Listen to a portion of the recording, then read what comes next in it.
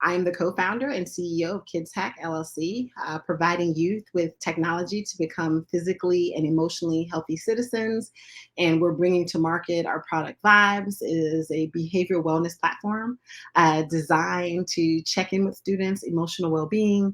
Vibes provides early detection and visibility so educators can aggregate wellness insights to better support students' welfare. In addition, Vibes foster greater self-wellness and age-appropriate support. I'm also the managing director for and co-founder for Deep Design Consulting, creating technical innovations for messy problems. Formerly of UF Innovate, I was the as of last year, up until last year, I was the executive director of the Collaboratory for Inclusive Entrepreneurship, where we supported women and founders of color, primarily across the state, in starting tech-based businesses. Um, let's see, what else about my background? I'm a research scientist, also formerly a research scientist, where I studied culturally relevant computing, so designing computing applications that took into consideration or that was based upon the values of our target audience.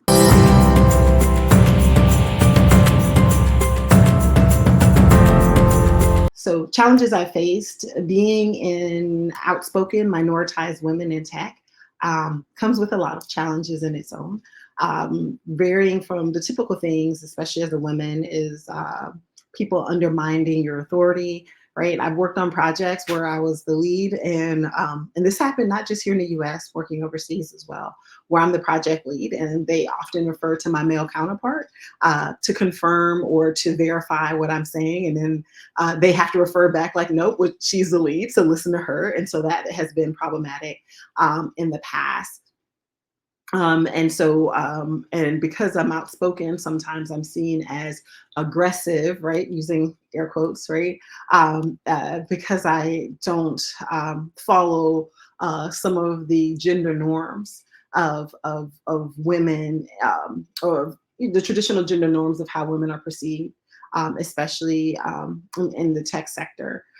So those have been challenging, but I think my biggest challenges have honestly been internal, right? I think because you're in a space that isn't designed for you, you tend to battle a lot of your own imposter syndrome. And so you start to internalize some of those voices like, wait, do I belong here? Like, do I actually know my stuff? Like, do I? And so like, it's kind of a lot of that internal battle, like where you have to, silence those voices that you have heard, here and there over the years that, have kind of planted their own seeds. And so always kind of on a daily rewriting my own narrative of, hey, I know my stuff. I belong in these spaces, and I'm really good at what I do, right? So, and so those I think are some of the biggest challenges I've had to overcome.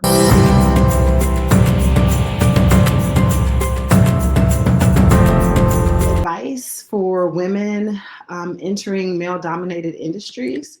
I would say the first thing is find your tribe.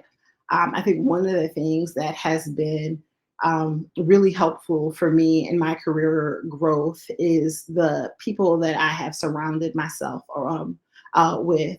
And they're the ones when I start to doubt, or when I just need to vent, or when I'm trying to navigate challenging spaces, that are the voices, either present, helping me guide, like, hey, like, what are you talking about? You do this well, right? Or they're the voices that are kind of, I bounce ideas off of, right? Here's kind of how we're going to strategize. So you and they're the ones kind of looking out for me sometimes when I'm not always looking out for myself. So I would always say kind of finding your tribe is a real game changer. Also, and just being authentic in how you operate. Like, even as we advance in our careers, oftentimes the tendency is to become like those that we see, leading the charge. And I think oftentimes we miss out on being us and what makes us unique, and how we show up when we bring our full selves to the table. And there's a lot of wins in that.